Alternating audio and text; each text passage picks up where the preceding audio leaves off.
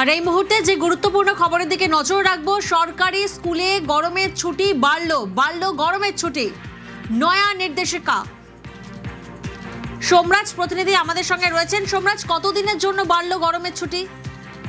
দেখো, সচিবদের নিয়ে যে বৈঠক মুখ্যমন্ত্রী শুভেন্দু অধিকারী, সেই বৈঠকেই মুখ্যমন্ত্রী শুভেন্দু অধিকারী তিনি স্কুল শিক্ষা দপ্তরের সচিব বিনোদ কুমারকে নির্দেশ দিলেন যে গরমের ছুটি বাড়ছে।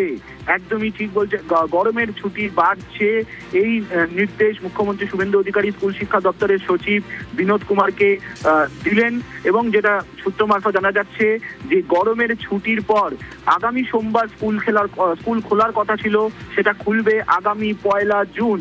মুখ্যমন্ত্রী শুভেন্দু অধিকারী ইতিমধ্যে স্কুল শিক্ষা দপ্তরের সচিব বিনোদ কুমারকে এই নির্দেশ দিয়েছেন যে গরমের ছুটি বাড়ানো হচ্ছে, স্কুলে গরমের ছুটি বাড়ানো হচ্ছে। সচিবদের নিয়ে যখনই বৈঠক শুরু করেন মুখ্যমন্ত্রী শুভেন্দু অধিকারী, সেই সময় তিনি স্কুল শিক্ষা সচিব বিনোদ কুমারকে জানিয়ে দেন যে গরমের ছুটি 11 দিন ছিল সেটা বাড়িয়ে 20 দিন করা হচ্ছে। এই সোমবার থেকে স্কুলে গরমের ছুটি পড়েছিল, আগামী সোমবার খোলার কথা ছিল এবং সেটিকে বাড়িয়ে আগামী 1 জুন পর্যন্ত করে দেওয়া হলো। স্কুল শিক্ষা দপ্তরের সচিব বিনোদ কুমার কিছুক্ষণের মধ্যেই এই নির্দেশিকা জারি করে দিচ্ছেন।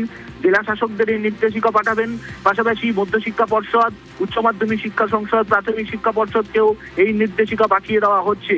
মুখ্যমন্ত্রী শুভেন্দু অধিকারী ইতিমধ্যেই বৈঠকে স্কুল শিক্ষা দপ্তরের সচিব বিনোদ কুমারকে নির্দেশিকা জানিয়ে দিয়েছেন এবং দ্রুত তা কার্যকর করার কথা বলা হয়েছে। যে গরমের ছুটি খুঁজে আগামী সপ্তাহে সোমবার স্কুল খোলার কথা ছিল, সেটা বাড়ানো হচ্ছে। আগামী 1 জুন ফের স্কুল খুলবে, তেমনটা এখনো পর্যন্ত সিদ্ধান্ত নেওয়া হয়েছে।